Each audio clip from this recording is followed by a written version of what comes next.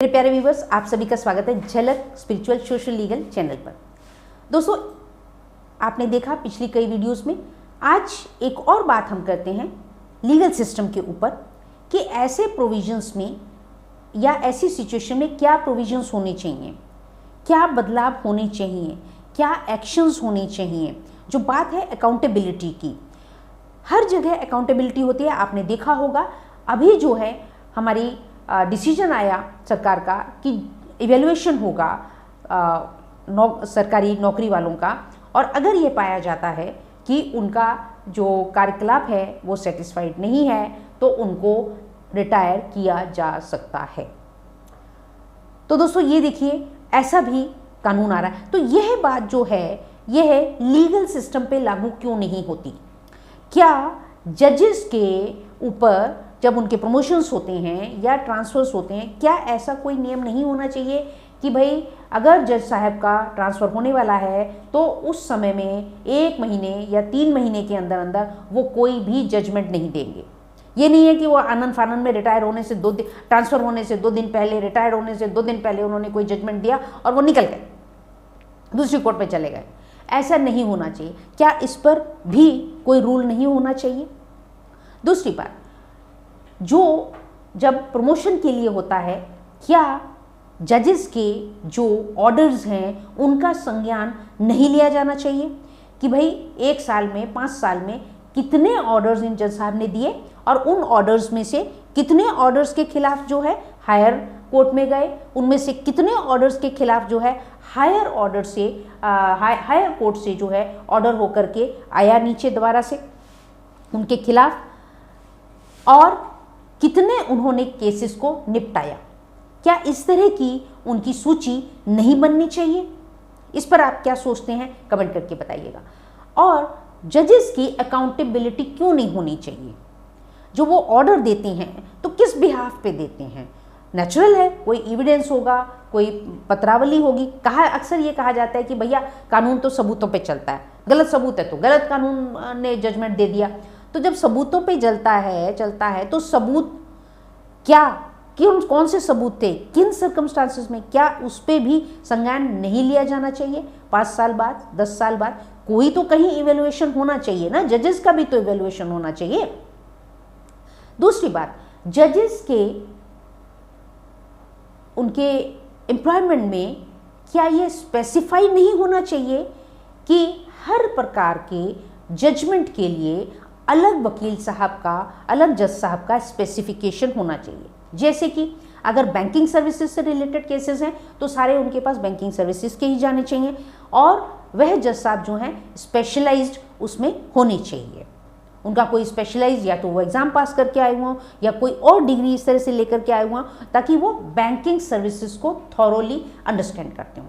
इसी प्रकार से क्रिमिनल अगर है तो वह स्पेसिफाइड होना चाहिए। इसी प्रकार से डोमेस्टिक वायलेंस है तो उस पर भी स्पेसिफाइड जज साहब होने चाहिए। इसी प्रकार से जो स्त्री धन है, जैसे कि मेरा केस है वो स्त्री धन का डोमेस्टिक वायलेंस के अंतर्गत, तो उसमें कवर होता। अगर जज साहिबा को डोमेस्टिक वायलेंस, स्त्री धन के बारे में पता होता तो वो ऐसा जजमेंट देती ही नहीं। और सबसे बड़ी बात यह है कि उनको ये संज्ञान ही नहीं हुआ, उन्होंने इस बात को समझा ही नहीं कि ये जो जिस पे बात करी जा रही है कि हमारे नाम पे एग्रीमेंट है, इस पे दे दीजिए, तो वह तो गलत एग्रीमेंट है, वो तो एग्रीमेंट ही गलत है। चूंकि उनको नॉलेज ही नहीं थी इसलिए उन्होंने जो है गलत डिक्लेयर कर दी। अब उसके लिए हम अपील में गए हैं, हम रिट में गए हैं, ये क्या है? एक तो वैसे ही दुखी इंसान है और वो जो है कानून की शरण में आया है, तो कानून की वजह से, शरण में आने की वजह से वो और ज़्यादा सताया जा रहा है। उसका तन, मन, धन, दिल, दिमाग सब खराब हो रहा है, इंटेलेक्चुअल एप्टीट्यूड खराब हो रहा है, उसकी नौकरी खराब हो रही है, उसके घर परिवार बच्चे सफ़र कर रहे हैं। क्या है ये? इस प्रकार से जजेस के ऊपर क्या होना चाहिए? अब बात करते हैं जो कोर्ट्स हैं, जो कोर्ट्स का कार्यकलाप है। जैसे कि मैंने एक पिछली वीडियो में बताया कि मेरा जो केस है वो लिस्टिंग में आ ही नहीं रहा है, तो क्या उसकी अकाउंटेबिलिटी नहीं होनी चाहिए कि वह किसकी अकाउंटेबिलिटी है, किस लिए लिस्टिंग नहीं हो रही थी?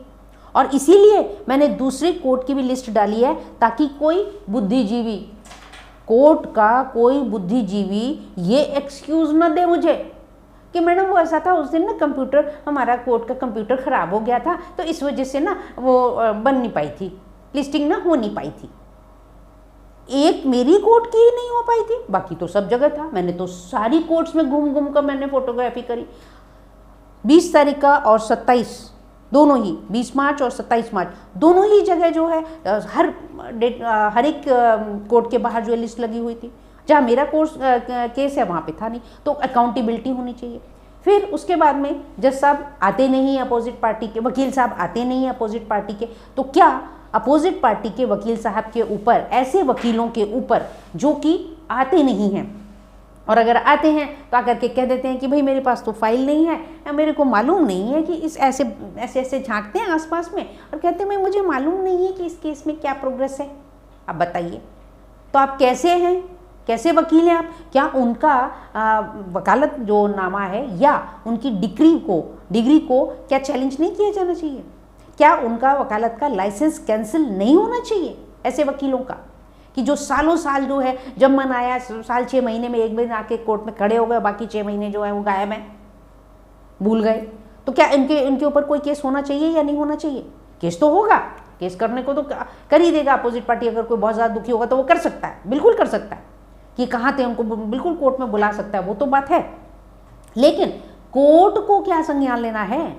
ऑनरेबल जजेस को क्या ऐसे वकीलों को पनिश करना है कि वकील साहब आप क्या कोर्ट में क्या टहलने आए हैं, क्या करने आए हैं जब आपके पास फाइल नहीं है? तो मेरी शक्ल देखने आए हैं? अब जो वादी है बेचारा, उसकी शक्ल देखने आए हैं क्या, और टहल के चले जाएंगे कोर्ट में? और दूसरी बात, एक बात और बहुत ज़्यादा, हमारी कोर्ट्स जो हैं एकदम मच्छी मार्केट से भी बदतर हालत होती है। ये जो आप मूवीज़ में देखते हैं ना कि बड़ी अच्छी, जो आपने BLLB में देखा होगा, बड़ी अच्छी कोर्ट होती है, बहुत सारी कुर्सियां लगी हुई होती हैं, बहुत सारे लोग वहाँ पे बैठे होते हैं और जज साहब ऊपर बैठे होते हैं, वकील खड़े होते हैं और माय लॉर्ड करते हैं, तो आपको बड़ा अच्छा लगता है कि ऐसा कुछ नहीं होता है हमारे देश की कोर्ट्स में। वहाँ पे मच मची होती है। वकील आते हैं काले काले कोट पहन करके, 8-10 आकर के खड़े हो जाते हैं, चक्कर लगा देते हैं। वहीं पे जो है क्रिमिनल केसेस वाले, वो उनको हाथ में हथकड़ी पहना करके वो भी वहीं आते हैं, पुलिस वाले भी वहीं आते हैं, वो भी वहाँ घूमते रहते हैं, और वो हम मेरे जैसा एक वादी बेचारा जो है बैठा रहता है मुँह छिपा करके, और कभी इधर को देखता है और कभी उधर को देखता है कि कब मेरा नंबर आएगा और मेरे वकील साहब उठ करके जो है नहीं आप कुछ बोलेंगे और मेरी शक्ल जो है मैं दिखा पाऊंगी जज साहब को कि सब मैं प्रेजेंट हूँ, मेरे पे दुआ कीजिए, न्याय कीजिए मेरे साथ में। इतना बुरा हाल होता है। तो क्या ऐसा नहीं होना चाहिए कि कोर्ट में सिर्फ एक बार नाम बोला जाना चाहिए? अगर उस वकील साहब के वहाँ पे उस केस के वकील साहब नहीं है तो बात खत्म। ऐसा क्या होता है कि 11 बजे के बाद आ जाइए, अभी लंच के बाद आ जाएंगे, कोई बात नहीं। इतना ज़्यादा जो है वकीलों के प्रति जो दूसरी कोर्ट में कहीं पे बिजी होंगे, ऐसा कैसे हो गया? लिस्टिंग नहीं होनी चाहिए क्या कि भाई इतने बजे से इतने बजे तक वकीलों को अपनी लिस्टिंग करवानी चाहिए कि साहब मैं इतने बजे से इतने बजे तक इस कोर्ट में होऊंगा, इतने बजे से इतने बजे तक इस कोर्ट में होऊंगा। ऐसा कुछ होना चाहिए ना, कोई कानून होना चाहिए ना, उनकी कोई अकाउंटेबिलिटी होनी चाहिए। ऐसा थोड़ी है कि जब चाहे वकील साहब बैठे तो वहीं हैं और वहाँ अपने मुंशी को बोलते हैं कि जाके एडजमेंट लगा दे कि साहब बिजी हैं वकील साहब, या वकील साहब अवेलेबल नहीं है। और दूसरी बात, मैं आपको रिकॉर्ड बता रही हूँ, आप चाहें तो रिकॉर्ड बना के देखिए कि पिछले 10 सालों में रुड़की रामनगर कोर्ट में कितनी बार नो वर्क हुआ है। वहां तो जब चाहे नो वर्क हो जाता है, जब चाहे लोग बाग जाकर के जज साहब को बोल देते हैं और वहां पे नो वर्क डिक्लेयर हो जाता है, पता ही नहीं होता।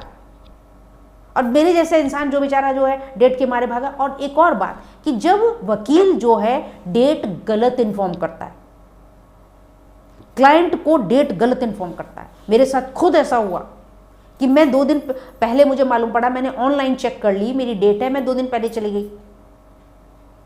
तो मैंने वकील साहब को कोर्ट में पहुंच करके फ़ोन करा, मैंने वकील साहब कहाँ हैं? तो वकील साहब बोले कि मैडम आज तो आपकी डेट है ही नहीं है, और वैसे भी आज तो जज साहब बैठे ही नहीं है। मैंने कहा सर मैं कोर्ट के बाहर खड़ी हूँ, जज साहब भी अंदर बैठे हैं और आज की तारीख में हमारी डेट है। तब वकील साहब आए। तो इसके ऊपर क्लाइंट क्या एक्शन ले सकता है? क्या उसको फिर से जाकर के जो है सिविल सूट डालना होगा अपने वकील साहब के खिलाफ कि साहब वकील साहब ने मेरे से इतनी फीस ले ली, और फीस की कोई पर्ची तो देते नहीं है। और सबसे बड़ी बात यह है कि वकीलों को फीस की पर्ची तो देनी चाहिए ना कि कितनी फीस ली है। कोई वकील देता है? नहीं देता है। क्यों? जब वकालतनामा होता है, उस वकालतनामे में लिखा जाना चाहिए कि कितनी फीस ली गई है।